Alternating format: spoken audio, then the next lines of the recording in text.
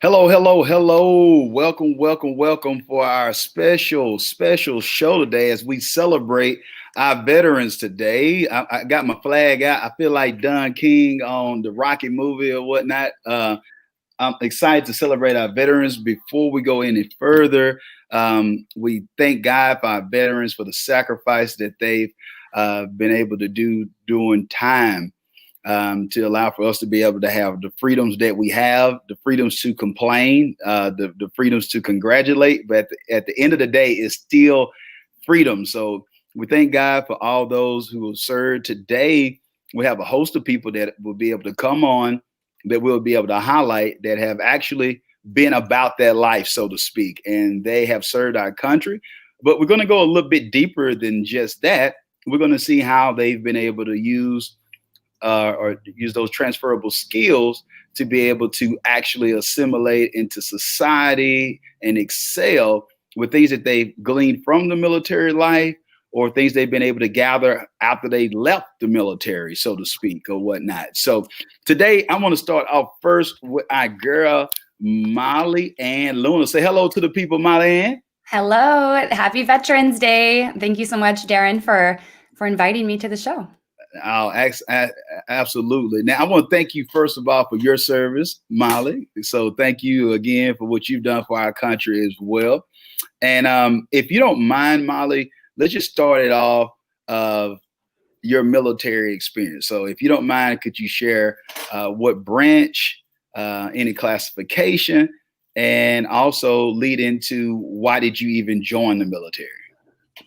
Oh, happy to. So my experience in the military, I was a U.S. Army sergeant. I worked as an animal care specialist. My main role was to provide health care for military working dogs. And I joined the military my junior year of high school, age 17. I had to get my parents' permission slip for them to say, yeah, go ahead, you can join early. At that time, I really wanted to go to vet school. And when I found out that the military is not only paying for my college education and they had the MOS, the Military Occupational Service of veterinary technician, I thought, oh, all of this aligns. That mixed with my desire to travel the world, to serve in a more profound way, and to just develop as an individual. It sounds crazy, but I was really stoked to go to basic training and advanced individual training because I wanted the challenge. And it was an incredible journey. Awesome. And I'm glad that you was able to share that. And for those who are listening, you might be thinking about your own situation. What are some ways that you can leverage a situation? Molly was able to know at a young age which direction that she wanted to go at that particular season or time. So she took the necessary steps of finding out about the military and then making progress. And so we know now, Molly, that you're not a veterinarian and you're not really dealing with animals now. So if you don't mind, please share with us, what are some things that you gleaned from the military that you think are transferable skills that you've been able to implement in what you're currently doing now? So many things, Darren. So many skills gained from my 8 years in the military. Yes, while I entered into service with the intention of going on to vet school, once I actually worked in the field and had the opportunity during my 12-month deployment to work next to seasoned veterinary veterans who'd been working in private practice for 20 some years, I just really realized it wasn't totally in alignment with my personality and with what I felt like my heart's calling was. But that being said, I learned so many things. In the Army, we have, core values that are drilled into us from day one: loyalty, duty, respect, selfless service, honor, integrity, personal service. And definitely all of those were strengthened. The two main skills that I acquired from my time in the United States Army that helped me transition successfully back into civilian life to becoming my own boss and building multiple six-figure businesses, I would say come down to two things. Number one, it comes down to, I really could just narrow it down to one, which would be personal responsibility. taking personal responsibility for my thoughts, my feelings, my actions, for my finances, for my career, for my interaction with relationships, you name it. And then the second thing that ties very closely with that is discipline. Being able to give myself a set of tasks and see them through no matter what. And those two skills transitioned beautifully over into the civilian sector, which are foundational in building successful businesses. You know, Molly, those are some excellent points. I think that we all can get from that. Some of the people that I know are top performers. It's not an accident that they have been in the military. And what I mean by that, by being top performers, is because they're able to see a task through. They're able to be decisive. They're able to take action. They're able to execute. So if it's a goal, they're going to follow through till they accomplish the goal. And whether they have some lumps in the road or whatnot, or have some trials, they're able to still get back up and continue to persevere or whatnot. And I want to talk about this because I think it's unique. And I know you have a heart for this, but let's talk about life after the military. And unfortunately, for those who keep up with the statistics or close to this, we know that it's not an ideal situation for a lot of our veterans that find themselves without that mission, without a sense of purpose. So it can lead into vices. It can lead into other things that are not in the best interest for the people that we love, that are our heroes or family members. So why don't you take us through your own process? How were you able to transition out of the military and find a sense of mission and purpose that allow for you to be on a trajectory of doing the things that you're doing currently? Yeah. So for me, the transition was not easy. I'll just put it out there. It was not necessarily an easy transition. In the military, I would assume no matter what branch you're in, but I can definitely speak on my experience in the Army. There's just a sense of brotherhood, of sisterhood, of a camaraderie. Like you just have these sort of these built-in battle buddies that have your back no matter what. And when you leave, finding that sense of community back in the civilian sector is not always easy. The other challenge that I had too was that I just don't think that there is enough mental health support for our veterans who transition, or even those that are active duty. Whether or not, I'm just going to say, I did deploy. However, I was deployed to Qatar, which is kind of a running joke in my household. I kind of got like the jackpot of all deployments compared to my husband, who served 12 years, went to Afghanistan, Iraq multiple times. But that's not to say that it didn't come without its traumas. And so those two things were challenging, right? But what do I want to share about this?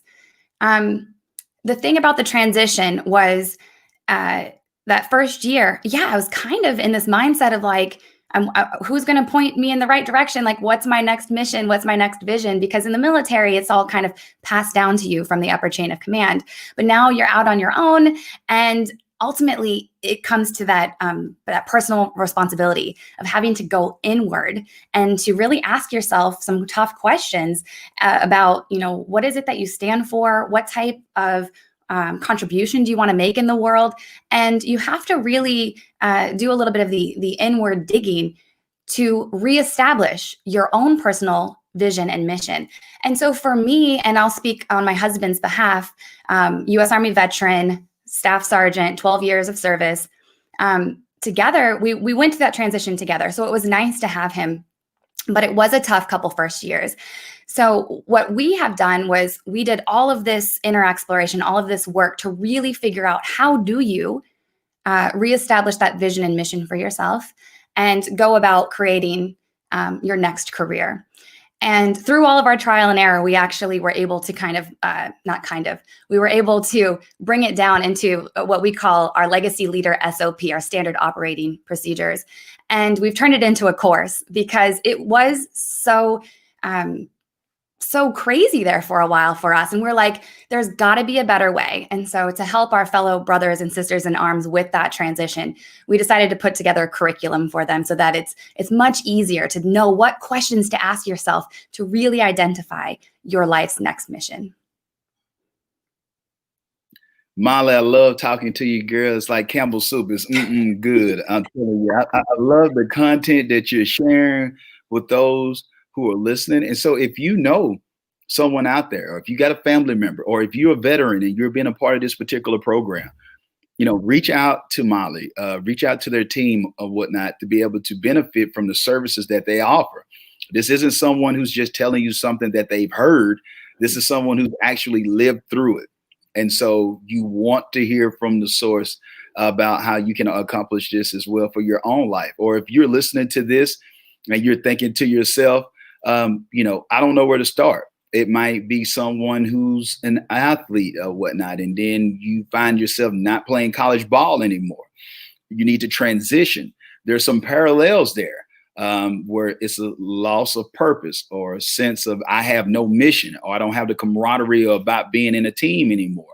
So make sure that you connect with Molly. And Molly, if you don't mind, is it any way that you can share information, how they can get access to the course, how they can connect with you, whether it's on your website, social media? Please share any of those details. Yeah. So I think a great place to start is to visit my website. It's mollyannluna.com. Our course, it's the Legacy Leaders SOP is what it is. And you can find it at legacyleaders.academy. But if you ever have any questions, just want to reach out, you can reach me. I love getting your emails, and I will give you a direct response. You can reach me at mollyann@mollyanluna.com.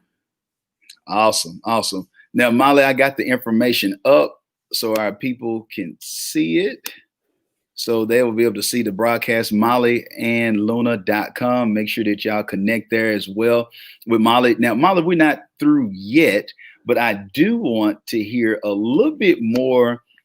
What was one of your most memorable events or something that happened in the military that you still might get a laugh at today, that was a positive of your experience of serving? Okay, what was an event that I'd get a laugh at today that was still a positive experience of my time in service? Ooh, that's a tough question, Darren. Let me think you don't here. have to throw your little curveball, girl. I can't let you get out too easy. I had to put you on the hot seat.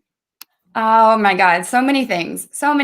Like, I don't know. I think that, overall I'm a pretty squared away person, but had my little hiccups back then. Again, keep in mind, I joined at age 17. So lots of years between then and now. But I don't know. I think well, wait, do you want oh gosh, I have like so many things flooding to my mind now. Hey, hit us with a couple of them. Hey, this is Veterans Day. It's about y'all. So yeah, give us a few. We don't want to limit you. We believe in abundance, Molly. Come on.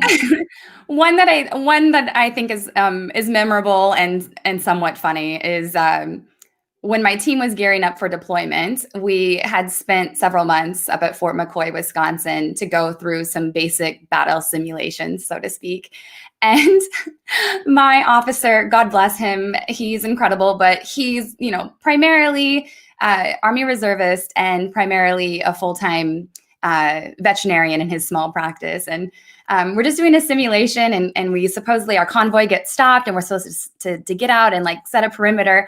And he totally steals my M16, and I'm just caught with like, he has his Glock on him, and he steals my M16, and I'm like out in the middle of nowhere, like with no ammunition to be able to do anything to defend myself. So all I can do is just hunker down. And at the time, it was like, oh my God, please don't let this actually happen in real life, which thank God it never did. But just little hiccups like that are just like really funny that my battle buddies and I kind of still laugh about today. I don't know, just other little things like, sometimes I'm just clumsy. So just little things like, I don't know, falling down a trench, like just ridiculous. I don't know. I think though, one of my like most favorite memories is my very first experience leaving country. So I'm 17 years old. I've never been on an airplane before. I come from small town Midwest, and the first place I fly to is Panama. And I get to spend 2 weeks out in the field with my small team, my small veterinary team, just providing vaccination to the local cattle and to the local dogs and cats in the very small Panamanian towns. I don't know if you can really call it a town, but that was a really special time, really special, just to be amongst them and to really be eye-opening as far as the vast difference from how what we perceive here in the United States as poor compared to the way some of them live down there, and to be able to just come and bring a smile and play with the kids and provide service to them. That's like probably one of my biggest highlights. I'm grateful that you shared that, Molly, and those are great things. I can't imagine you falling down in a trench, girl. You know, I'm gonna give you a hard time. But you brought up a point of staying connected to those who you were in battle with or whatnot. Could you talk a little bit about that? You know, or do you still have a bond with some of those who you were connected with? Share a little bit about that if you don't mind. Yeah. Well, since my family and I, we move a lot, and since I've moved away from that, and I mean that's typical in military, right? We're constantly moving. But I do have my handful of battle buddies that occasionally will just text or give a phone call on the holidays and check in. And I'm super grateful for that. It's just a further extension of my family, because we went through some things that no one else will understand except us. And so while we're not in contact like as frequently as I would like to be, I know without a shadow of a doubt, if I needed anything, I could call them up and they would be there for me, and vice versa. Amazing. That's amazing. And so, whether you are a business owner, if you're a leader, if you're in corporate America or whatnot, if you're for a nonprofit, I think that we all have been able to pick up on some gems today from Molly and Luna of the importance of being able to laugh at yourself, knowing that life does happen or whatnot. So, if it's just a simple text, I think it might be that neighborhood that you grew up in, or it might be that time period that you grew up with someone that you got a connection and that nobody else might not understand, or some who listen to this today might be those millennials will never understand what we went through, you know, no matter what it is. That I think that we got some things that we get along with, but it also lets us know too that we can transition and that it's important to do it. And I love the transparency with Molly of sharing that it was difficult. And I think so many, you know, especially with the social media climate that we're in, where like that everyone has it all put together, but we all have difficult moments. We all have difficult times. But the difference is that some of us, you know, choose and will our way to overcome it. We have the right support. Nobody can accomplish these dreams and goals alone. And so if you got the lonesome dove mentality, you typically will fall on your face or whatnot. And so I want those who are listening to this, whether you're a veteran, whether you're just getting out of college, whether you've been furloughed, whether you're starting off, you know, you're thinking to yourself, how am I going to make it to the next time I'm able to get some resources, whether it's something coming through government resources, whatever the situation is for you, know that you can overcome, but get the right help, be able to laugh at yourself, and know that you can make it. It's another way. And don't think that you got to get outside of yourself. Typically, the resources that you need is within. So make sure that you implement that in your lives. Before we get out of here, Molly, I know that they can go to mollyandluna.com, but could you make sure that you share the course again? Yeah, the course is called Legacy Leaders SOP, and you can find it at legacyleaders.academy. And again, it's a step-by-step program that my husband and I, who collectively we've got 20 years of military service, it's what we use, the tools and strategies, the exercises. It took us a few years to figure out how to transition from the military into the civilian sector successfully. So legacyleaders.academy. Okay, we got this up, legacyleaders.academy. Make sure that you all go out, get the course, connect with Molly as well. Molly, social media handles, please. You can find me on social media at Molly and Luna. Awesome, awesome. Well, Molly, we thank you so much for coming on. Uh, parting piece of advice that you could leave to those who are in transition or those who are military, or did you just want to share with the people today on this Veterans Day? Yeah, I just want to echo something that you said, Darren, that oftentimes the answers are within us. The answers are within us. So despite the fact that sometimes it's not as easy to find the resources you need when you're transitioning on various accounts, know that the true wealth comes from within. So don't be afraid to just ask yourself some more profound questions, and know that your time and experience in the military, even if you don't think it directly correlates into, let's say, a job in the civilian sector, your skills that you learned are invaluable. And I want you to focus on those and leverage those to create that new vision and mission for your life. Wow. Y'all heard it here first from my girl, the legacy leader herself, Miss Molly Ann Luna. Thank you, Molly, for coming on this special edition as we celebrate our veterans today. We thank God for you and continue to lead and continue to create a legacy. We thank you for coming on. It was my pleasure, Darren. Thank you so much for having me. Anytime. Be blessed, Molly. Awesome. What a great time that we're having today. I appreciate all of you all who are tuning in for this particular episode. We're just getting started today. We had Molly and Luna on. Also, we're going to move forward with the show about a young man by the name of Keith Goosby. I'm getting ready to bring him on. Excited to have him on. Mr. Goosby is that not only has he served, but he's a hero of mine already, and I've just been able to know him for a short time. And the reason being is, it's like you'll see it when he gets on. The man is in great shape, incredible shape, sharp. You know, he's ready to go. If you've seen the flyer, you've seen how dapper he was in the flyer. I like to say he's a black James Bond. You know, he got it going on. But I'm glad to be able to have him come on. So I'm going to bring on Mr. Keith Goosby. Mr. Goosby, thank you for coming on, sir. Good morning. How you doing? Thanks for having me. Yes, sir. Good morning to you. I'm glad to have you on. You're taking time out your schedule. But if you don't mind, I shared a little bit about you, Mr. Goosby. But could you share with the people the branch that you served in, and why did you join the military? Well, first, as the Black James Bond, I first started out in no. I'll have to think about that one for a while. I joined in the United States Navy. I spent 30 years, and let me tell you what an experience it was. You know, it was totally just awesome. It was. You know, some people have said to me, they say, it's the best thing you could have done. I won't say it's the best thing I could have done. I'm gonna say it's the best thing that I did do. Because there's options out there, but as a young man coming up from where I came, I just didn't know all the options that existed. And so, can I give you a story about why I joined the Navy? Yes, please. So I found myself working in a place that it was really hard work, manual labor, capital M. Okay. And I was swinging a sledgehammer. I'll just leave it at that at a manufacturing plant. And I quit at lunchtime on the first day.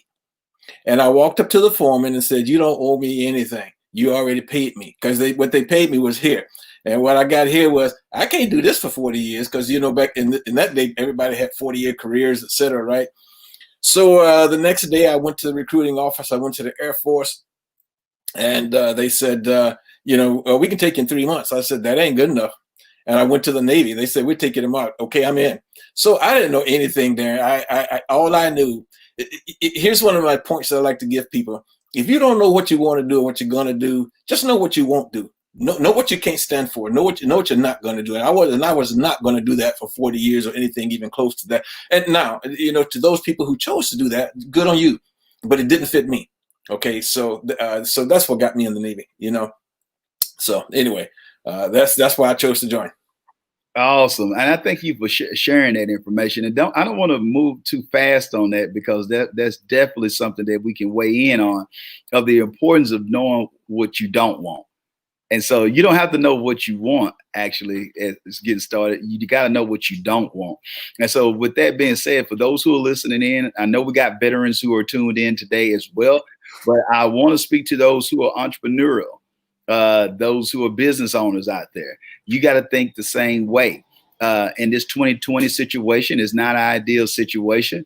I don't want to take it lightly, but some of us, we feel like that we're in battle, whether those are battles of things that we're dealing with our families, with our children. I know some parents out there who's doing some homeschooling right now that they didn't think that their 2020, they didn't have that on their vision board of their goals to be teaching their kids in their own homes. Some of the educators out there who they're, trying to see how do we, maneuver through the minutia of online and also trying to make sure that we keep our proper health for our families while we're at school. So I just want us to realize this, know what you don't want, and also let's set goals and allow for us to be prepared. That could be having a better immune system, being healthier. That could be, I know what I don't want. If I was around in 08 and 09, I saw something similar. I didn't know about this virus thing that was going to come up. But at the same time, I know moving forward, I'm going to do some things that's going to prepare me and my family, whether it's mental, whether it's physical, whether it's financial or spiritual.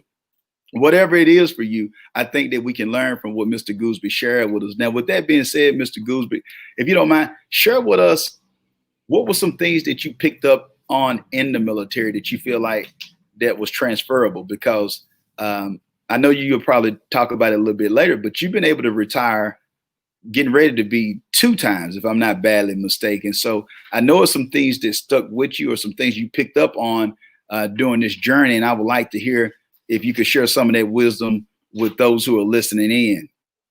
So let me first start by saying your last guest, Molly Ann. By the way, look, don't ever put me behind her again, okay? She's awesome. But something she said about what's already in you. So one of the things I learned when I joined the Navy is, I had people say to me, I come home from on leave, early in my career, and they said, man, the Navy really made you into something, And I realized, it didn't make me into anything. It gave me opportunity to learn what was already in me. And sometimes we don't expose ourselves to the opportunities, and we're not challenged. And it exposed me to opportunities. It gave me challenges, and I was able to meet those challenges. And so one of the transferable skills, things that I learned, was that my ability to grasp things that I really knew nothing about in the beginning, but it's because I have the ability to learn. So I didn't have any marketable skills at the time, but just the ability to learn was good. So let me just go fast forward with that. So even after 30 years in the Navy, okay, I know that everybody's going to laugh. Okay, go on and get it out. I spent 30 years in the Navy and couldn't swim a lick. Okay, so, but at age 60, I walked into a pool one day and just said, I'm going to learn. And a couple months later, I was swimming, and now it's my favorite sport. But let me tell you how those tie together. They tie together because at some point you got to realize that you have the ability to learn. And like Molly said, it's in you, and you got to take the step, and you got to step into it. So transferable skills. Transferable skills dealing with people. I found myself in some positions where I had to deal with people. I wouldn't even be here talking to you right now if it wasn't for people building me up and telling me, hey, Keith, you need to be a mentor. You need to be a coach. You need to be this. You need to be that. Because I didn't see it in me, but they saw it in me, and I had to learn to believe people. I had to learn to believe what they were saying about me, and instead of me just pushing it away, going, "No, you got the wrong guy. I can't do that." I had to be able to say, yes, I can do that. Okay. Yeah. Yes, this is who I am. And to take that and invest in it and to sharpen it, if you will, and to move ahead with it. So many transferable skills that we can take with us. Did y'all hear what Mr. Goosberry just shared with us? 30 years. 30 years and couldn't swim a lick. If for those who don't understand that means that he couldn't swim at all. I'm giving y'all a little ebonics on here today or whatnot. We're gonna have to help y'all or whatnot, give you a little dictionary.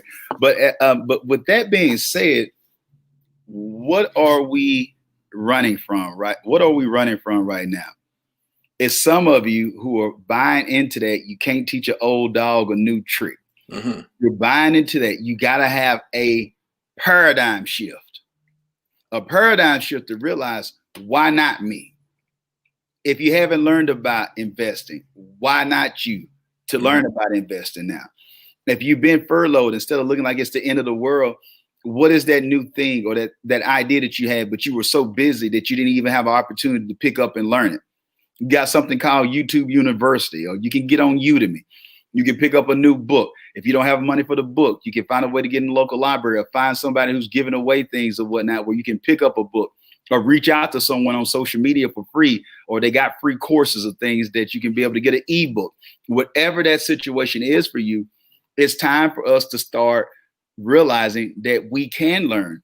And I also want to piggyback off what you brought up too, Mr. Gooseby, of the point, it doesn't have to come from you every time. There are people around you that can see more in you than you see in you, but you can miss your opportunity.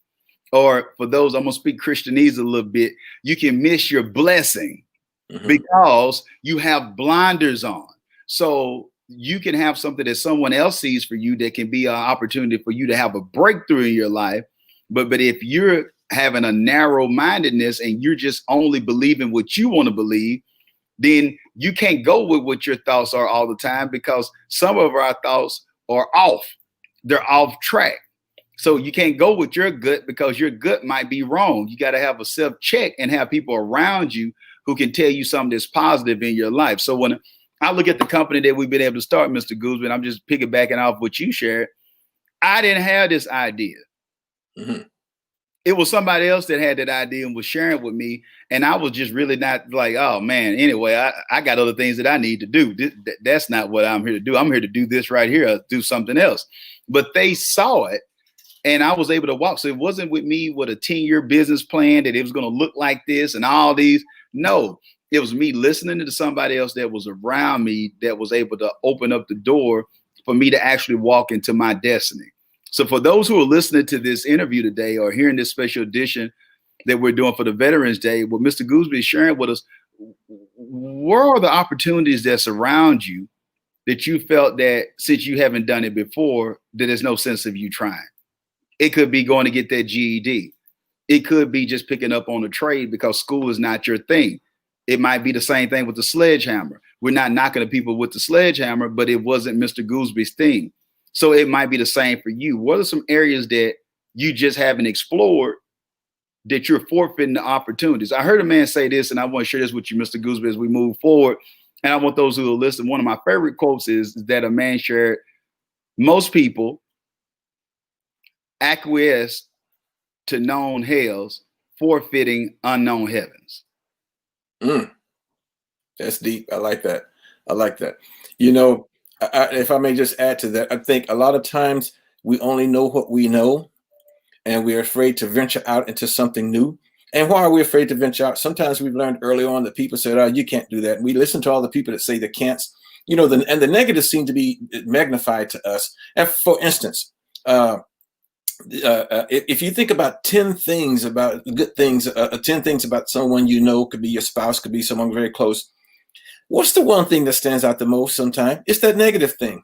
And so we amplify the negatives and we forget all that. We kind of forget the goods and the positives. And we need to change our what we're looking at, change our focus and look at and just put that negative right out of our head. Just put that thing away. You know, I tell some people sometimes when I'm talking to them, look, you know, just like when you're looking at TV, you don't like something, you change the channel. Do the same thing in your head. Change the channel. You can't think it any better than it is. You were in a car accident this morning and it was your fault. And you started thinking. You keep thinking about it. It's eating at you. It's not going to change. It was your fault. Change the channel. Go to something else. You know, and sometimes we just focus on that negative thing. And let's just move to something different, something more positive. And I've learned to do that. I've learned to just change the focus. And I want to go back to something else. You know, and Molly touched on this a bit. And something you said also, and it's about stages in our life. And that's not the words that you all use, but you know, I was 60 when I got my bachelor's degree. Okay, it was just something that was like, well, why not? Why not do it? So I just went and did it. Now, it not having it didn't get in the way of my life before. Okay, but still, sometimes we look at reasons why someone would say, well, I heard someone wrote to Ann Landers. Now don't nobody repeat that I read Ann Landers, okay? Because okay, all right, don't put that. Hey, your secret is safe here with us, Mr. Okay, Yeah. So a lady wrote her one time and said, Miss Landers, I'm 57 years old and I want to go to college, but when I finish, I'll be 61. And Ann Landers' reply was, "Well, how old will you be if you don't go to college in 4 years?" So look, let's just dive into it. Walk into the pool. Let's start. Let's get started. Wow, man! If you didn't know it, I was doing the backstroke with this interview right now. Y'all couldn't see it. I'm in my subconscious. I'm in my imagination doing it. And you brought up some great points. I mean, I'm looking at it. 60 years old, getting your BA, and I think this message is relevant for so many out there, and it's so timely because I'm finding the people. This is a nation. We talk about Veterans Day. Most importantly, I want us to get the understanding of I can. Mm-hmm. It's so many I can'ts, but veterans have allowed for us to have the freedoms to be able to say I can, whatever that I can is for the particular individual that's listening to this. So it's in the eye of the beholder. But I want those who are here or those who are listening to this, or you're watching the rebroadcast of this, to understand that you can, I can, whoever you are, internalize that and know that I can. Keith Goosby knew that I can go back and get a bachelor's, even though I'm at 60 years old.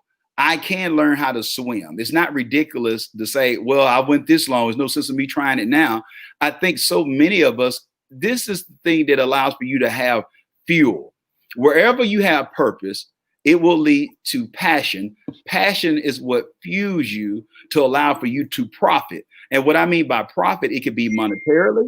It could be through the charity, through your life work. It could be in building legacy. So you will profit in a manner of ways that you can't even think of right now by you operating in your purpose. And what I mean by purpose is not just waiting on somebody to hit you in the head and tell you this is the vision for the rest of your life, but continue to grow. You will understand your purpose as you grow. And so this story that what Mr. Gooseby is sharing with us right now, think about how beneficial this will be when he's speaking to audiences and when he's able to do workshops and when he's creating content he's able to accomplish this. So now he'll actually get compensated. I like to use this, Mr. Gooseby. Your pain is your product. So by you going through your journey, someone else will compensate you double for your trouble, so to speak. And it's not that you're getting over on anybody, but it's beneficial. Why? What does that mean to that individual who got that $1 million idea? What does it mean to that family that someone went and got the degree? So now they're available to take advantage of the management position that they wouldn't have taken if they wouldn't have heard about your story of you learning how to swim after 30 years. What does that mean for that person who hasn't reached out to that prodigal son out there? But because they heard your story, that why not just jump in and work on and reconcile that relationship? What does that mean for that family for generations to come? So the things that you're sharing here goes deep. It's not just military alone. They're transferable. So talk to us too about you transitioning. If you don't mind, what was that like for you retiring from the military and then picking up on the career that you're currently doing, and now you're about to retire from that? Could you speak to us about your mindset in transitioning? So I'm going to say that the mindset in transition, I don't think, and I'm going to be broad and say, I don't think anyone, but that might be an exaggeration. There may be, someone who does that. I don't think there's anyone who transitions and doesn't have some amount of nervousness.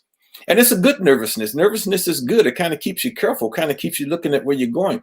And it's a different world, So, you take a person who spent 4 years. That's a great chunk of time to spend where you've been through boot camp and you've learned some things and they become a part of you, and you've worked with teams and you've learned to trust your battle buddies and those types of things. Or the person who spent 30 years. This has been your life, and now you're walking out into somewhere and you think at least that it's a strange land. And you think that I'm walking out somewhere where they're not going to know me, they're not going to understand me, etc. And so when I transitioned, Now, I have to say, my transition was not really hard, mainly because, and here's something I tell people, it was, the 30 years I spent, but it wasn't because, and we need to keep this in mind, it wasn't because who I knew, it was because who knew me. Okay. So there was this one admiral I used to work for, and I asked her to speak at my retirement ceremony. And, she said, well, I'll speak at your retirement ceremony if you come work for me. Well, it doesn't get any better than that. Like, okay, got it. Okay. So my transition was not that tough, but I work in the field right now. What I'm about to retire from next September, I work for the Navy as a civilian, and I work with transitioning military personnel. And I have to tell you, I get many phone calls of many people, and it really doesn't matter the rank, okay, that people who are just very nervous about this transition thing. Okay, so transition can be tough. It's tougher if you don't plan. It's tougher if you don't listen to the advice that you're given. It's tougher if you think, well, I've done this, they're hiring me. I've known of people who put on their resumes, they'll say, because in the military, they did have to do a lot of different jobs, and they did become very effective at it. And they want to put on their resume, well, I can do anything, or words to that effect. Well, your employer doesn't want you to do anything. They want you to do one specific thing.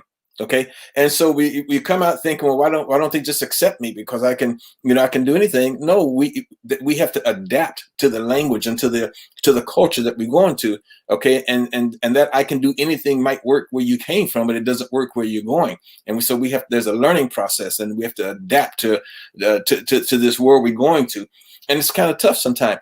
I went to one job, and I would tell you that I thought I was doing really good. Well, I was doing really good, but people around me had an issue with me because I had this very can-do attitude, and that wasn't the attitude of the place. In fact, I remember talking to the CEO one time saying, "I come from a culture of can. I'm in a culture of can't. Everything I bring up, we can't. But you know what? No matter how good I thought I was doing or how good I actually did, if people could not accept it, guess whose problem that was? It's mine. It's not theirs. And so I have to learn to, whether I have to ramp myself up or kind of step down my approach, whatever it is, I have to learn to adapt to where I'm going. And people need to learn that before they get out. We have plenty of classes today. I work with the transition program for the Navy. It's improved vastly. We have plenty of programs today to assist people in that area. They just have to take hold to it and just have to just concentrate on my transition right now. And we can, and you're still going to be nervous on your way out, but you're going to find out that the transition is a lot smoother. I love that. The can-do attitude. But you brought up a great point there, Mr. Gooseby, when you shared with us of, I like to call it extreme accountability, because I know it's a paradigm. It's a paradigm shift for some of those who listen, because I know some of you thinking like, wait a minute, he's the one who's right. He has a can-do attitude. It's the rest of the people who need to get it together. But aha, as they say on Coming to America, that's the thing that what Mr. Gooseby is sharing with us of the importance of, he had to take the responsibility of saying, no, that's on me. I have to find a way to assimilate. I have to find a way to adjust, or to be able to make the culture line up to a can-do attitude, or work with the people with the limitations that they have. Because at the end of the day, I can only control me. I can only control the controllables.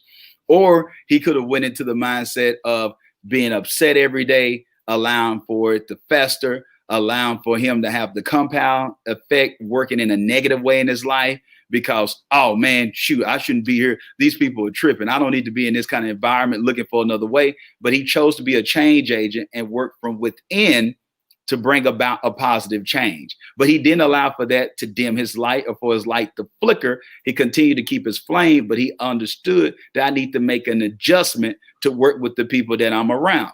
So if you're an entrepreneur out there and you are expecting your family, because you got a degree and you want everybody to understand your journey as being an entrepreneur, but they come from a working background, that's not their fault. You have to make the necessary change. If you're looking at going into to the military or whatnot, and others don't understand, you might not have a family that's receptive to a military, but you think it's a great opportunity for you. because you know you will be able to travel, or you feel like you want to give back to your country. You have to do what's best for you. If it's those in the spiritual realm or whatnot, arena, and you know that you feel like that you need to have a connection with the higher calling or whatnot, you can't wait on everybody else to catch up like Hines and Hunts. You have to do what's best for you in your life, and you make that adjustment. For those who are parents, or those who are in marriage or in relationships right now with a significant other, you have to lead the way. You can't get mad. Oh, he left his boots over here, or oh, she left her brush over here. You control what you can control, and then you will start seeing the changes within the people, but you're able to love them where they are. Now, Mr. Gooseby, I know that you're getting ready to retire again. Could you share with our audience some of the things that you're moving into now in this next season in your life? Yes. So I'll be retiring again in next September, and now I'm going on to Act 3. Act 3 is I'm going to be doing life coaching. Life coaching is something that's very necessary, very needed today, probably now more than ever. There's so many things that people just don't pick up along the way. And my target audience are the people who have taken some necessary steps. Now, my audience is broad. I'll take on just about anyone. But my target are those people they've taken some necessary steps. They've gotten in the market, or they've gotten, to a certain point in life, but they just can't figure out how to untangle it. I give you this example. You've had this small, nice, fine gold chain that you have, and you stuck it, you put it in a drawer, and when you put it there, you laid it nice and neat. When you took it out, there's a knot in the thing. You go, well, how did that get there? Our life is like that sometimes. I go to the gym and I have my headphones on, and I take them off and I roll them up neatly and I put them away. Next time I pull them out, I'm spending 10 minutes just untangling these things. I go, how did that get there? Our lives are like this sometimes. How did I get so tangled? And so I'm going to move into an area where I can help people untangle, give them pointers. I can't untangle your life. I can give you pointers about how you can untangle your life, how you can line things up, and how you, as Molly said earlier, can recognize the things that are in you, and how you can act on these things and use these as stepping stones for you to get ahead in life, and so you're able to move ahead. And one of the things I want to do is in the coaching, Darren, is I want people to understand that when you get ahead, don't give Keith Gooseby the credit. You did it, not me. I want to supply you with tools, okay? Because we're going to part ways one day, and don't be looking at me to assist you. You have to capture it in here, and that's what I want to do with people. And I want to tell you also, Darren, it's a passion of mine. It's who I am. It's what I do. It's what people have told me that I do. I like to get very, very rich off of it, but if I don't, as long as I can see the light turn on in some people's head, I'm good. That's what I want to see happen. I love that. Once again, he alluded to listening to what other people share that he does. What are the things that you are doing naturally that you're not really appreciating because it comes natural? Or let's just put it in better words, it may come easy to you because it's who you are. It's innate. It's a part of that intrinsic value that you have, that you bless the world with, because it's just you. So I want you to think about that and harness that energy that you have. And that can be the way that you can live your life on purpose. What we talked about earlier, that will lead to the passion that you need, that will lead to the profit that you need. A lot of it is within. So, Mr. Gooseby, I thank you so much for coming on. There will be some other things that Mr. Gooseby is working on. Y'all will see him on some of our other shows and platforms as well. But Mr. Gooseby, do you have any social media handles or anything yet that people can connect with you on? Well, right now, from a professional standpoint, I haven't put out there what I'm doing yet. I haven't put that handle out there. So, but I'm open to people just coming to where I am. My personal email is kgooseby1@yahoo.com. You can hit me up and I'll be sure to answer. And I'm on Facebook. You can find me there, but I purposely have not launched out yet because Darren, you and I got some work we got to do together before I hit the push button. Okay. Okay. So, but yes, people can feel free to get in touch with me. And here's one reason why I haven't pushed the button yet. You see, I'm still engaged, and I need to have time. Still engaged in what I'm doing. When I start delivering full time the service, I want to give you the time that you deserve. I don't want you to be the, oh, by the way, product for me. I don't want you to be the let me squeeze you in person. I want to give you the time that you deserve, and I have time, So I'm doing that. Although in conversation with you spoke to me about some things about time and how to help move things up. So and we'll get back to that later. So that's where I'm at, and those are the only handles I have currently, and that's on purpose. Okay, hey, that'll work. He's been intentional. It's intentional. I never seen anyone win a gold medal and they weren't intentional about winning the gold medal. They didn't say, "Oh my goodness, I was just going and getting some Chinese food, and then all of a sudden I just accidentally fell across the finish line." No, they were intentional about their growth. They were intentional about their growth. So, Mr. Gooseby, I thank you so much, sir. It's been an honor and a privilege to be able to connect with you. I also will be reaching out to you to see if we can link up on some other things as well or whatnot. I'm going to see what we can do. I'm probably going to be your way soon for a book lunch for a client. So I definitely would like to connect with you and your wife while I'm out there and be able to get a bite to eat or whatnot. But I want to tell you, thank you on behalf of those who are unable to share right now. Thank you so much for your service, sir. Thank you. And can I give a quick shout out? Go ahead, man. I want to give a shout out to veterans. We still got World War II veterans. We got Korean War. My brother served in Vietnam. We got Afghanistan. We've got Iraq. I mean, we've got so many veterans out there, and we got veterans who've come out and been very, very successful. We got veterans who've kind of lost their way. They kind of, they're suffering from some PTSD issues, suffering from different things. I just want to give a shout out to all veterans. You've made a difference, whether you know it or not, whether you feel good about yourself or not, about where you are in life. You've made a difference. And so this can do that Darren talked about, he said, we having a can do, we both talked about it. I want to say this: let's pay our veterans back by taking on a must do.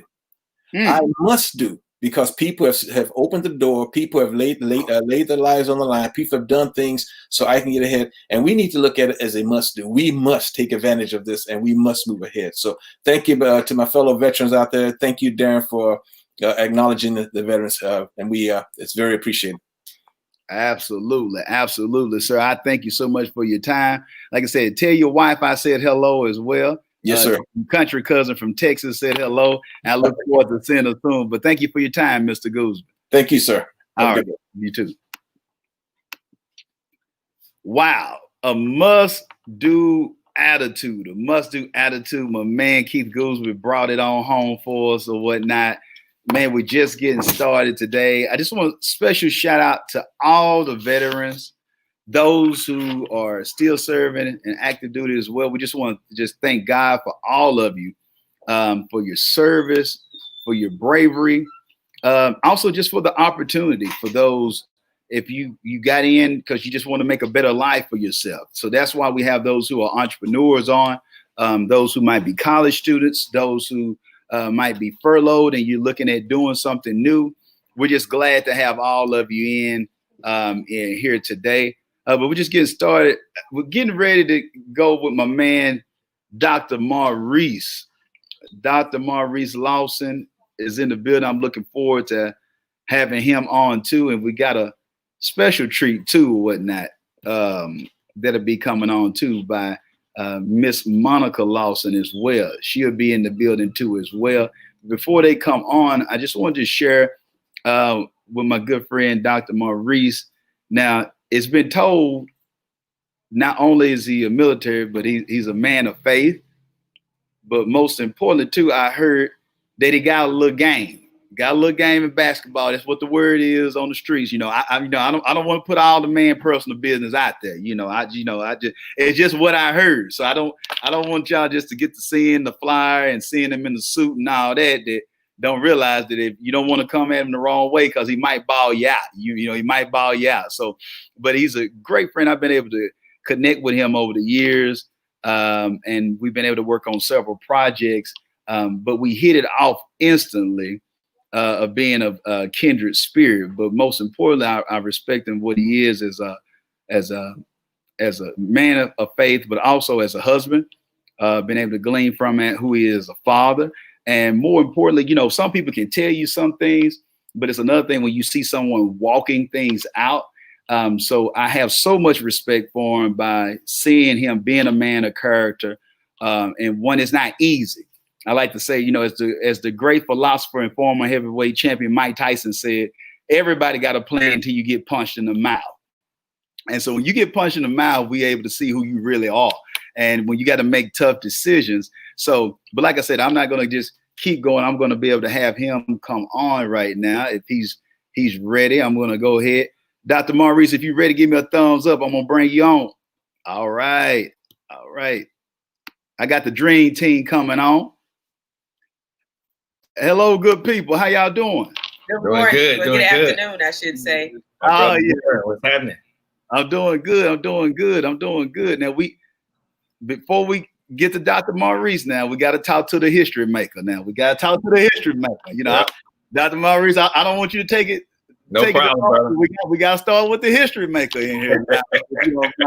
We're glad to have Miss Monica Lawson on. Miss Monica Lawson is Army Chaplain Colonel, and she's the first active duty African American female chaplain to reach the rank of colonel. So we just want to say we're grateful for your service, ma'am, and thank you for being a trendsetter and a history maker. So we don't have to wait to February to celebrate it, but we want to celebrate you right now and give you roses while you're here. So thank you so much, ma'am. Thank you so much. Yeah. Now he would try to take credit and say everything that I am is because of what he's done for me. So you know the deal, Darren. You know the deal, brother. You know how we do. You know, he's been saying that. We got to talk about that offline. I trained her well. That's awesome. Very proud of her. Very proud of her, Darren. Oh man, that's good. Well, I'm glad to have y'all in. If you don't mind, are y'all in South Carolina today, or y'all? No, we're in Atlanta. Y'all in Atlanta. Okay, I was wondering about that. I didn't know if y'all was in Atlanta or not. But if you don't mind, we'll start with you, Miss Monica. And if you don't mind, I know I shared a little bit about it, but could you take us back a little bit? Because some see the success and some of the things that you've been able to accomplish. But at the same time, this has been a journey. They see your glory, but they don't know your story. So if you don't mind, could you take us back to why you joined the military, and you know, and what are some of the things that you've been able to glean and learn with your stint and your career in the military? Well, I was attending Spelman College. I was going into my junior year, and I had a scholarship at the time. But the second semester of my sophomore year, I lost focus of what I was doing. And so because I did not maintain the GPA that I needed to maintain the scholarship, I knew I needed to find money to go to college. And to get into Spelman College is an honor all by itself. So I was determined that the fact that I had been accepted and admitted into the college and was enrolled, I was not going to, pass up that opportunity. So one of my girlfriends, one of my Spelman sisters, her father was prior service military. And she told me, because my sister had joined as well, and she said, well, if you join the military, you can get the GI Bill and it'll help you to pay for school. And so now she and I were supposed to go together and join. I was going with her just to, scope things out, because I already had a sister who was in the military. So I was like, I'm not really sure if I'm sold on this thing, because my sister was the only woman in our family in the military at that time. So we go to the recruiting station, and far be it to say, I was the only one that left with the contract. So, I ended up joining the military as a reservist. I was a PFC, which is a E3 rank. So I was an enlisted soldier, and got an opportunity to go to basic training and then to my advanced individual training. And while I was there, I guess I don't know. I guess I'm a little bossy, And so one of my drill sergeants like, you might want to check out ROTC when you get back, because he knew I was, in college. And so when I got back to college, I went over to the Morehouse college program that they had there under the Georgia Institute of Technology, Georgia Tech. And I started the ROTC program as a part of Bravo Company, Stinger Battalion out of Atlanta. So fast forward 3 years later, I get commissioned as an officer in the signal branch. So my plan was get school paid for, use a student loan repayment program, do 8 years and call it a day. Well, somewhere around the 5th year, God decided, I'm not done with you. And he began dealing with me about being called into the ministry. And he was specific about the Army chaplaincy. Now, the thing was, I had never seen a African-American female period as a chaplain. So I was like, okay, how's this going to work? But God just opened up all kind of doors. And every time I tried to do something different, God would steer me back to this path. And so once I yielded and I just said, okay, God, I yield, I surrender. I'm going to do what it is you want me to do. Doors for school became just open. Opportunities for, funding for school began to just come. I won't say out of nowhere because we know where it came from. And so I accepted my calling into the ministry. And then I started the process of becoming an Army chaplain. And it's so weird because I've been recruiting for any and everybody who wants to be an Army chaplain. And that's the job God blessed me to have when I made the rank of colonel, that I'm the chief of recruiting and accession. So God has a sense of humor because I've been recruited. I actually tried to recruit him. That's how we met. I was trying to recruit. I was already in. I was trying to recruit him because he was a minister, and I knew he was a powerful preacher. So I met him trying to recruit him, but I guess he recruited me. Still trying to recruit me to the chaplain corps. Well, it's funny that you said that, Miss Lawson, because I was about to say, when did you get the blessing of coming into contact with your Boaz over there? I don't shout me down while I'm preaching good. I'm going somewhere with this thing. So, but at the same time, y'all met through that particular time right there. Then we met, and then it was some months later because we met. He came and talked to me as a potential prospect for chaplaincy, and it was like way later that I saw him again, and we became friends. And it was maybe a year and a half later, we started dating. So this whole process, he's a good looking man, but I had to check out his spirit. You know what I'm saying? I need to know, because this is the whole package, but I needed to know what kind of spirit he possessed. And you're right, he's an awesome man of God. And so that's what won me over, He's a good looking brother, but it was his heart that won me over. So. Now he's smooth now. He's smooth now. I'm gonna give you that point. You know what I'm saying? That's my guy right there. He's smooth. Not too much. But I thank you, Miss Lawson, for sharing that. And Dr. Maurice, if you don't mind, could you share a little bit too of your journey of the introductory period or the genesis part of you going into the military? What was the reason for? Because you come from a preaching background, so I know some might wonder, how in the world did he come from being another generation preacher to actually going into the military? So if you could take us back there, if you don't mind. My entry into the military was definitely God directed. I had no inclination toward wanting to serve in the military. And I have a funny story that I often tell the parishioners at our church about what I used to think, because as you might have alluded to before we came on, I went to school on a basketball scholarship.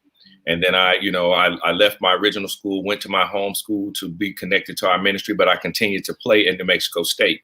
And while I was there, we would head to the track in the preseason. We would head to the track. We didn't touch a ball. We would run. And right after us, the ROTC, Army ROTC, would come down and run after us.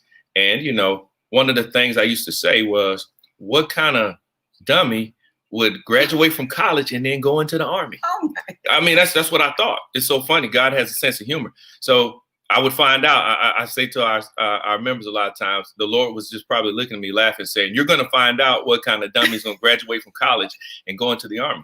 But what started to happen it's so interesting is there was a Air Force cadet that was an athletic trainer. He would take my ankles. And for 2 years, this guy just started talking to me about his job as a cadet, and he's going to be an Air Force lieutenant, and he was this and that, and no rhyme or reason. We had no connection before that. I think, that was just God setting him in place, because I had no inclination toward wanting to be in the military. In fact, I just explained my attitude toward people who graduate from college and then go into the Army. Mm-hmm. So this guy, for 2 years, he would tape my ankles every day because it was mandatory. We had to have our ankles taped before practice. And he just sat there and talked. I'm going to be a second lieutenant. Then 2 years after that, I'm going to be a first lieutenant. I'm going to start out and my career is going to. He just talked and talked and talked. So that seed was planted in my head.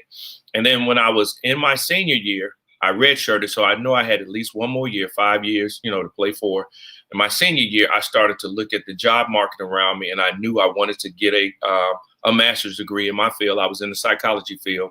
I knew I needed it to do what I wanted to do. And I said, how am I going to do this? I don't want to get out and then still have to stay with my parents. I want to be able to provide for myself. Well, this guy had just, unbeknownst to me, God had sent him, he laid this roadmap.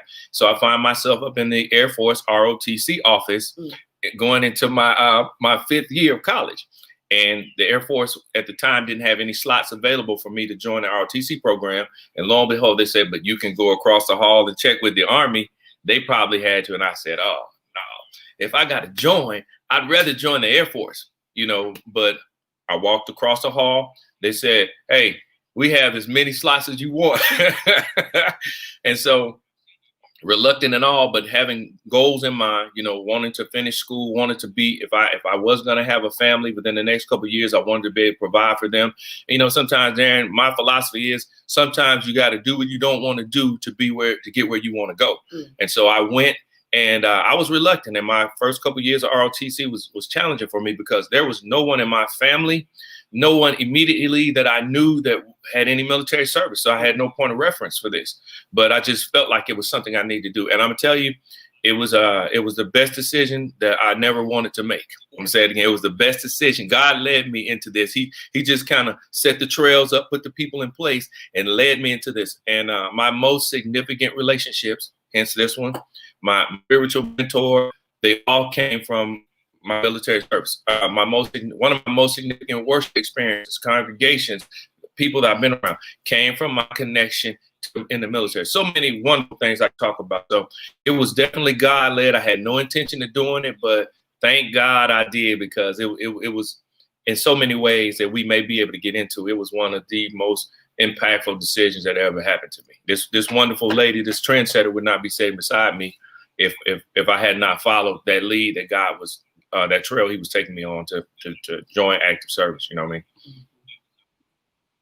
mean? And I want to dive into that too, because we've been able to see Genesis, be able to see the beginning of the journey that you all have had. Both of you have great careers, and I want to just talk about the connection together, how y'all been able to do the relationship component as well. But I want those who are listening to this to realize as well that your opportunity or your blessing can come dressed up in a package that's unexpected. Yes. And you forfeit that opportunity because you got in your own mind. When people tell you just trust your gut, I'll go back to what I was sharing with Mr. Goosberry earlier. Sometimes you can't trust your gut because your mindset is not right. Or they trust your intuition or whatnot. You can't go with that because your mindset might be, your soul might not be right. But what you thinking is ideal, as what Ms. Lawson was sharing earlier, you can have something that looks great with a package, but if the spirit of the soul ain't right, that's not the right opportunity for you. Don't mean that person is bad, but that might not be right for you during that particular time. It got to be some growth or whatnot, a little sanctification process. Right. I just want us to dive into that as well about the relationship component, because you brought up earlier, Dr. Lawson, about knowing that if you was going to have a family, some things that you want to prepare for. And then I hear Ms. Lawson sharing as well with y'all connecting. So how did that look at, as you all being young, still young, by the way, but being younger when y'all connected, and also, that is some responsibility for your roles in the military.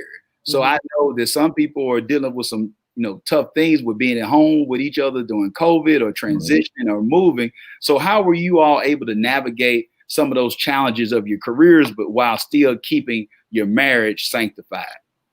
Yeah, you want to?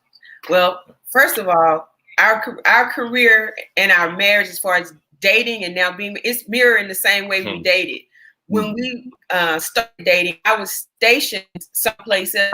So he decided, look, it took him long enough. He decided to ask, like old fashioned, seriously, for me to date him. I don't even know. It was so corny, like I was like, we're in high school now. He's real old school.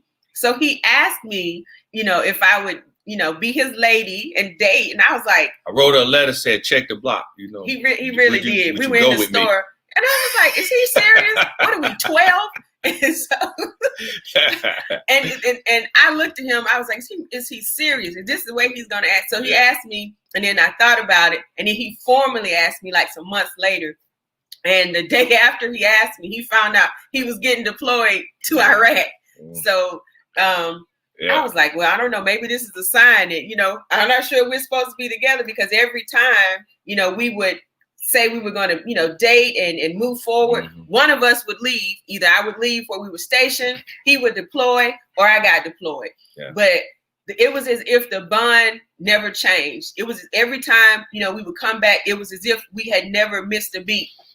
And there was so many things that we had experienced prior to meeting each other. It was as if our spirits had already met, and then the two of us met physically. It was weird. It was, and I'll share one story with you when I knew that it was him, but I didn't want to say it.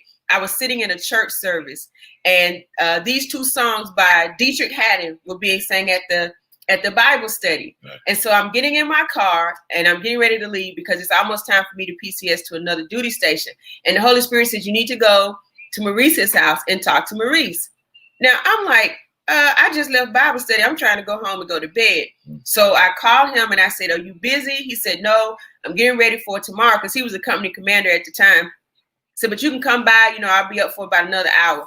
So I go there, and at the time, I say I had to straighten up his CDs because he didn't have them in alphabetical order. Now, this is a military officer who's dressed with his clothes and everything, color coordinated. And so I was like, can I just, if you don't mind, can I straighten up these CDs? Because this is bothering me to see these CDs out of order. And so I said, I need to ask you a question. I heard these two songs tonight, and I don't know why, but I just feel like I'm supposed to ask you about these songs. I didn't know who sang the songs, but for whatever reason, they connected with me and him. And he looked at me and he said, "That's Dietrich Haddon. What was it? We worship you. We worship you in the spirit." And he had listened to those songs repeatedly. I'm a Dietrich Haddon fan. While he was in Germany, and he actually pulled the CD out and gave it to me. And he said, I was going through a tough time in my life when I would listen to these songs repeatedly. He said, and I don't know, you know, why God told you to ask me, but I know that was my testimony as far as, you know, he was concerned. And I had told him some years before, I said, I wanted this white mink blanket. My sister had been stationed in Korea, and she brought these mink blankets home, and I wanted a white one. I had gone to Korea, couldn't find a white one. All of them had stuff on it. Had friends that had gone to Korea. No one could find this white mink blanket. So the same night, he comes out of his second bedroom in his house, and he brings this blanket out, this white mink blanket that he had had for how many years? About 7, 8 About years. 7 to 8 years. And he got it in Kuwait. That he bought in Kuwait. Yeah. And he comes out and he says, you can have this. And I'm about to pass out. I'm like, why are you giving this to me? And he said, I really didn't want it. You know, he said, I didn't know it was something. He said, I don't know. I just feel like I'm supposed to give it to you. He said, I've had this blanket for almost 8 years, and I just feel like I'm supposed to give it to you. Yeah. So I leave, and now I'm really confused because I'm like, this is not happening. Everything, that God was lining up. And years later, when I would look at the blanket, because I didn't want anybody to get anything on it, and the Lord just said, you were looking for a blanket, and I gave you a covering. And so that was it, for me. And that was deep. I was looking for a blanket, and God gave me a covering. And so, every now and again, when he gets on my nerve, I go look at that blanket and remind myself. I need to send me this video because I'm gonna play it back for her when she. We're gonna have the audio and the video. Yeah, I want it all. However you choose to do it or whatnot. You can let your audio team chop it up or whatnot, so y'all can have it. Wow, you were looking for the blanket, but the Lord bless you with the cover. Yeah, Come on now. Come on, somebody. Y'all I'm trying to make sure that I do right in here and be professional, but y'all about to make me have to run around a little bit in the office or whatnot. Now that's it. Yeah. Dr. Maurice, I just want to hear to you too, because we heard from Ms. Lawson or whatnot. What was your thought process with your reel? It's very similar to my military story. At this point in my life, I had in my mind, I had made some decisions beforehand that had some long-term effects that I didn't like. And so I think that was God's way of teaching me to trust him and pay attention to his, like you said, something sometimes you can't trust your gut because you're not in the right mindset. But when I met Monica, when I met her, it was an instant connection. We were good. We were great friends. And one of the things I knew was that I could relax and be myself. I didn't have to be Pastor Lawson, Elder Lawson, Captain Lawson, all of these things that you personify. You end up, having to personify, or you play these roles for people. They put you in these roles. Even when I ministered or spoke or different things, she didn't seem to want anything from me other than just my friendship. And I could just relax and be myself. And we were compatible in so many other ways. There were so many things, because I can admittedly say I was married before her. And, of course, it ended in divorce, unfortunately. But with her, it was just, it was some things that I learned from my previous relationship. I learned what I needed to do better. And then I learned what I need to look for in a mate. And so my eyes began to open up differently. And she checked the block in a lot of those areas. In fact, she doesn't realize she got put through a lot of different tests. I took her all over the country. She thought she was just hanging out with me. She was going through test after another. She went home to Greenwood, where I am now, and I took her back. Greenwood is a very small town, and based on what we had seen in our military careers, we've been all over the world. My first assignment was in Germany. I spent 3 years in Germany. I've been to Israel, Kuwait, Iraq, you name it. I've been to all these places, and we were thinking about, she was from Atlanta, and I wanted to live in Atlanta. But I felt God saying, you're going to end up back in Greenwood. Mm-hmm. So I took her to Greenwood at the beginning of our dating. And I took her to a hallmark place there in the city. The city has a lot of challenges, specific, germane to what we're dealing with right now, the division stuff. I took her to a real hallmark spot. And I said, you think you could live here? And, I said, because I might be coming back. So I knew that a person who would reject that immediately would not possibly be a candidate, or we'd have to wait out. And she accepted. She meshed with my family. Then the second test was I took her to New Mexico to meet at the time, my 3 or 4 year old daughter. She's 3 at the time. Okay. And her mom. And so to see how this interaction would go, because, that's my baby, that's my seed. And they instantly meshed, they hit it off. And, it just checking my heart. And just the same way as God was leading me in direction to her, every time, even if I steered off, he would just bring me back to my solid relationship with her. And the big thing is we were friends. Mm-hmm. We were friends. And so that friendship is what was the basis of, I think, a relationship between her and I thought one that could be lasting. Then we were ministers. We both loved God. We had the same philosophy about ministry. And, soldiers, we were both soldiers at the time. So we understood the life that each other, the lingo, the life, so it was just, God picked her for me. I always say that to her. And sometimes, I don't know if she still does, but she would get offended by that. Now, I would say that's a better compliment than I picked you myself. So I said, God picked you for me. She would say, why do you say this? Or why are we standing together? And tell I said, because God handpicked you for me. He said, that's your wife. And so when God handpicks somebody for you, or when God picks you for somebody specifically for a task, that's an honor. And so me personally, I'm going to look at that with more seriousness, with more veracity than when I would look at my own picks. Because if God picked it, he knows more than I do in my perspective. So he picked her, and he knows something I don't know. He's been correct, though. He's been correct. And my perspective is, even with the geographical, because we have a term in the military we call geographical bachelors. Mm-hmm. And that's what we are. That's what we've been, meaning we're geographically separated from one another. But even though we rendezvous, the good thing, we rendezvous all across the country, though. Sometimes so we in Atlanta right now. We may meet up in Orlando. Thanks be to God. Not bragging about that. I'm just saying that's one of the benefits. We met up in Puerto Rico when she's been doing some strong bond conferences. So I'm saying that's the side of it. But the important thing is that we're committed. We're committed to the relationship. Mm-hmm. And when you're committed to it, and when God is behind it, that's my philosophy. Everybody doesn't believe, but when God has ordained it and you commit to what he's ordained, mm-hmm. you can get through anything. You can there's no circumstance, no situation that God won't help you get through. But you have to be committed to the process. And I know what God said. I know who he picked. and I'm not going against his pick.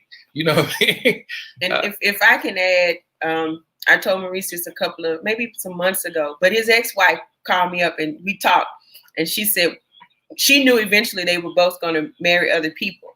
And she said, my prayer was that the woman that Maurice married would love my daughter as much as I do, because I didn't want it to be that my daughter felt like, you know, she was in this, I guess, quandary between the mother, the stepmom, and the dad. And she said, and you were that and then some. She said, I know that you love Gianna just like I do, even though you didn't give birth to her. Yeah. So for his ex-wife to say that to me about her prayer for the woman that he married, that, you know, I knew that she knew I loved Gianna, but to hear her say it meant so much more, because, you know, you never know, but when someone tells you how they really and truly feel, you know, it's a blessing, because everybody doesn't always get that opportunity. So even with that, and I think once I was leaving, because I was about an hour away from where they were living, and she and I, you remember the scene in The Color Purple where the sisters were being separated?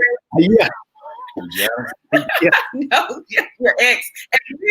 Yeah, I don't know about that Color Purple on her though. We hanging out with that Color Purple ministry. What's going on here? You know, we weren't doing the hand thing, but he was looking at us like, what is happening here? My ex-wife and my current wife are acting as if I can't pull them apart, you know, but it was just, we love Gianna, and that's their daughter. So, it was a good time for the time that we were out there. And I just, like I said, it wasn't a handshake or anything like that. It was just how she embraced me and her family embraced me as Gianna's bonus mom. So they don't call me the stepmom. I'm the bonus blessing mom. So that's been the other part of the blessing, that we have a blended family, a truly blended family. No, that's definitely a blessing. And you know, I know that they've been able to see some of the accomplishments, and we want to just share that. But if you could y'all give some advice for those who are transitioning, because you all have both been through it. And I want to give some advice, whether it's to the veterans out there who haven't transitioned as smooth as we would like for them to transition. What are some things that y'all can speak to as some words of encouragement to some of the veterans, or maybe even just to those who find themselves in transition, whether they've been furloughed by the corporate or the organization that they work for, or some of those who are in churches who are transitioning? You know, you got some pastors, you got some leaders out there who's never even had a social media account. Now they find that they got to stream or they got to do service outside. So could you speak to those who are in transitioning and having a tough time? Could you speak to them with some words of encouragement to help them through this trying time? Yeah. I mean, I'm a staunch believer in transition, and having a leadership background. Leadership, from my perspective, is all about changing. So when you're leading as opposed to managing, you're always helping a group to move through transition or to change. And so a lot of times, as I have read and as I've seen, that people don't fear change, they fear the loss that the change is going to bring to them. So what am I going to have to give up? And so what I often say is that in order to get something better, you got to let go of what's in your hand. So when God allows in your life a transition, when he allows through circumstances created through a loss of a job or loss of hours or loss of a career, whatever, what you've been presented is an opportunity. And so I can speak very, very specifically, like with this pandemic, we pride ourselves as trying. We're a small church, but we've always tried to move forward with technology and be in our context, consistent with our context. We've always tried to be moving forward. And so there's some things that this situation, pandemic, thrust me into. I was waiting on some help and some people to come in and take over some sections and bring some expertise. But when the transition came, it forced me to do it. It forced me to learn it. I'm so grateful, though. I mean, I was waiting on somebody to come and take over certain sections in media and audio. And I think God's plan the whole time was, I want you to learn this. Now, for those who are listening, who may be candidates, that doesn't mean you need to stay away. We still need you, praise God. But what I'm saying is, I can see now that God wanted me to pick up some of these skills. He wanted me to grab some, and what an opportunity. It's the same thing when I transitioned out of the military. one of my commanders, my actual brigade commander at the time, I was a company commander, and I announced to my brigade commander that I was getting out. And, you know, he was saying, well, Maurice, what's your plan? I said, well, I know I'm going to seminary, but I didn't have everything laid out. But I knew in my heart that there was something out there for me that was greater than, or that was the next step than what I was doing at this point. And so I would encourage people to look at these transitions as opportunities for something greater to happen and embrace them as such. You know, you're going to grieve the loss. I'm not telling you that the loss won't be something you won't have to transition through, because losing the paycheck that I had, you know, going to becoming a full-time student and then going into full-time ministry, and at the lower end wrong of, well, we were starting a ministry. So, you know, when you're starting a ministry, it's not profitable, so to speak, when you use business terms from the jump. So we were starting a ministry. I was exiting the military as an officer with a certain standard of living. But what was in my heart was that there was something ahead of me. That stage was over with. So you've got to accept that when God is allowing into it, that stage, that chapter is over with in your life, and there's a greater opportunity ahead. So I just embraced it, and I learned some things, picked up some things, and kept trusting God, because God's going to protect you, right? Can I just get scripture right quick? You know, my favorite character in the Bible, David, he says something that I always say: I've never seen the righteous forsaken, nor his seed out begging bread. And we never missed a meal, just pushing forward, progressing forward. I'm sure my wife probably has something that she wants to add to that, but yeah. Well, for me, I think if you're a veteran, a pastor, there's always something that you're passionate about. So when you do what you're passionate about, you're not working, you're enjoying life. So This may be a time for God to get us to slow down, find out what we're passionate about. And, you know, if you're a veteran, if you haven't utilized the VA's training program, contact them and see if they have some training programs that they have available for you to go out and get a new skill. If you're a minister, maybe now's the time to see if you can be bivocational. What is something that you've always wanted to do that now you can also not only be a pastor, but also pursue this other passion that you have, because you can do both. You can be bivocational if there's something. Now, I was a former career counselor, if you will, for the Department of Family and Children Services. So I was used to helping people know how to dress for success, write resumes, look for jobs, look for schools, look for training, anything that would help them to transition and be transformative in what they were trying to accomplish in life, because it worked for me. So I know if there's something that you want, you know, there's all kind of resources out there. And right now, the internet is wide open. Anything you want to search, you don't have to go through the newspaper like we used to have to, or go to the library. You know, make sure it's a reliable source. Just because it's on the internet doesn't mean it's true. But one of the things that we've been able to do is to help people with their resume writing, help them know how to dress for success, look for college scholarships, look for apprenticeships, look for anything that fits what it is you're passionate about, because there's always someone or some agency that's willing to give you an opportunity and a chance. So if you're a veteran, and definitely the pastors, and I want to say this, for every pastor who thought that your congregation could not survive without seeing you physically every Sunday, I think this pandemic has allowed you to see that you can still pastor and shepherd your people and pursue another calling, if you will, at the same time that you're leading God's people. Right. So make sure that while you're taking this time out, that you're listening for God, and what he's saying is your next step. And can I say something else, Darren? So I think what's such a blessing in the relationship between Monica and I is that Monica is a very system-oriented person. Like she works well within structures. Master's working well within structures. I have more of an entrepreneurial spirit, and I know that word gets kicked around quite a bit. But she gave some very sound advice in terms, especially for veterans and for people who are transitioning, and for those who are looking to enter the workforce, right? But there are some people who may be leaving the military or transitioning from some other place, but you have an entrepreneurial itch on the inside of you. And one of the things I would say to those people is don't be afraid. And I have a scriptural perspective that comes from this too. And I believe it's one of the prophets that said, he said, don't despise small beginnings. Whatever it is that you are interested in pursuing in terms of an entrepreneurship or entrepreneurial endeavor, start out small. Like if there's an LLC that you want to start, go ahead and do the paperwork. It's pretty simple. Go online, go to the IRS.gov, do a Google on it, start the paperwork, and go ahead and get your company structure set up and get your bank account, things like that. So those are simple things that don't take a lot of expertise. They don't take a lot of time, but they set the foundation to keep you moving forward. So if you're in the transition spot right now and you've always thought about that, what's it going to hurt you? It may cost you $50 to register with the state that you're in.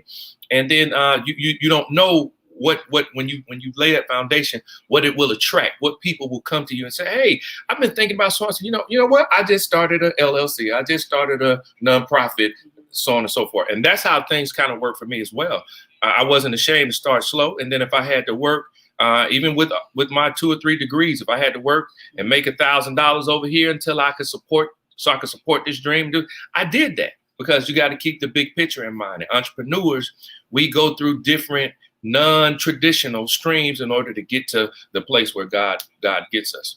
And so now we have a lot of different, I won't say a lot, but we have a number of different entrepreneurial endeavors that weren't that way when I got out of the military, but we started with little things, little property things. And even with our nonprofit, I know my wife was thinking to herself, I'm not even talking about the church nonprofit, but I'm talking about, like for instance, this Maurice Lawson Ministries started just, what you doing with that little, this and that. But no, I wanted him to be a responsible and resourceful risk taker. Yeah. I don't mind you being a risk taker. Well, yeah. But you got to be responsible and resourceful. She's right. But I mean,